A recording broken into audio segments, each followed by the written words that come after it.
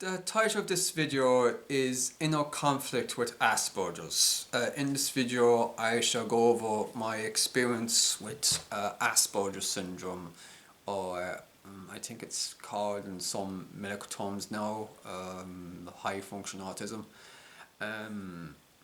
So I do hope this video may help others who've been diagnosed with Asperger's, but this is from my own personal experience. As far as I'm aware of, I've had the Asperger's since I was a child.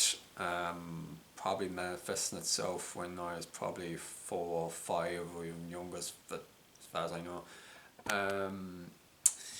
I was diagnosed when I was 17 years old. A guy in New Zealand diagnosed me in Limerick when I was 17 years old. That was nearly over 13 years ago now. The conflict I have with Asperger's is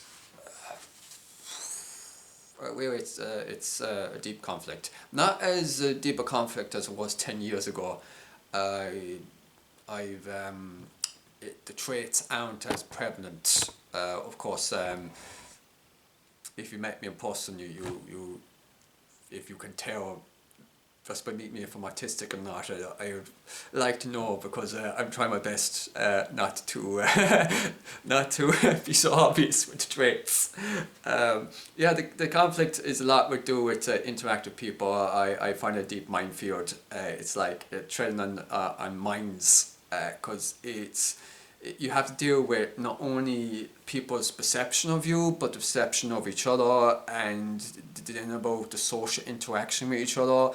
And because and this is something I've learned myself, I tend to be very trusting of people, and I basically, whatever you tell me, I would believe it. So that's another internal conflict I have. Internal conflict.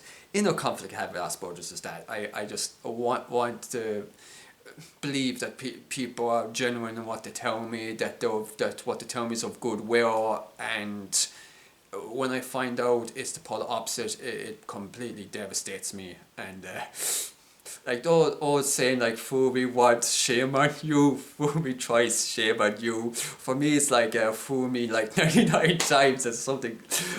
So I have to do it myself though, because at the end of the day, like, I'm responsible of the choices I make and who I trust. So it's kind of that wisdom of understanding the conflict you have. It's not as severe as it was when I was a child.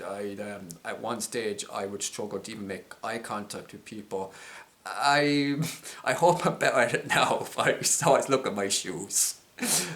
So that the inner conflict of social intelligence, I don't believe myself personally that I don't have much social intelligence. For instance, sarcasm, I kind of clue about sarcasm, or people ripping each other. I would, I forget I don't know what's ripping. No, it's slagging. That's it, slagging each other.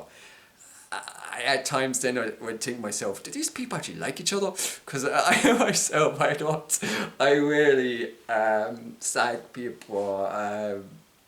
I do a bit of good jest nowadays because I'm better at that, but years ago I'd be unable to slag people. I'm somewhat better at it now though, but it's very alien to me.